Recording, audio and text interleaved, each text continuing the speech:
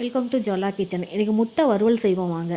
இன்றைக்கி நான் சட்டியில் எண்ணெய் ஊற்றி ஒரு பட்டை கொஞ்சோண்டு சோம்பு போட்டு பொரிய விட்டுருக்கேன். ஒரே ஒரு மீடியம் சைஸ் வெங்காயம் அரிஞ்சு வச்சுருக்கேன். அது இதுக்கு போதுமானது. அது நல்லா கண்ணாடி பதத்துக்கு வதங்கட்டும்.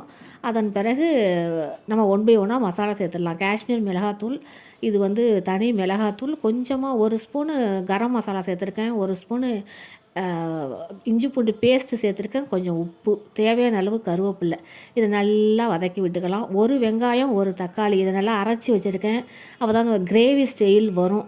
அதுக்காக தான் இதை அதோட ஊற்றி நல்லா வேக விட்டுடலாம். இப்போ நான் 5 முட்டை எடுத்திருக்கேன். அதை 2 2 கட் பண்ணி, இது பாயில் பண்ணியாச்சு. 2 2 கட் பண்ணி இதை நம்ம இதில் சேர்த்துப்போம்.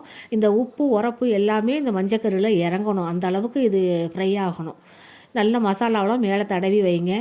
தடவி வச்சோம்னா சூப்பராக இருக்கும். இது நான் ரசம் வச்சு இது சைடிஷாக வச்சுருக்கேன். சாதத்தில் போட்டு சாப்பிட்ற மாதிரி இருந்தால் இதை தலைன்னு கிரேவியாக வைக்கலாம். ஆனால் நான் ரசத்துக்கு தொட்டுக்கிறதுக்கு தான் இதை செஞ்சுருக்கேன். இது எவ்வளோ சூப்பராக இருக்குது பாருங்கள். இது மாதிரி ஒரு டைம் ட்ரை பண்ணி பாருங்கள். இது அருமையாக இருக்கும். இது சாம்பாருக்கும் நல்லா தான் இருக்கும். இந்த வீடியோ பிடிச்சிருந்தால் லைக் பண்ணுங்கள், ஷேர் பண்ணுங்கள், ஒரு சப்ஸ்கிரைபையும் போட்டு விடுங்க. நன்றி.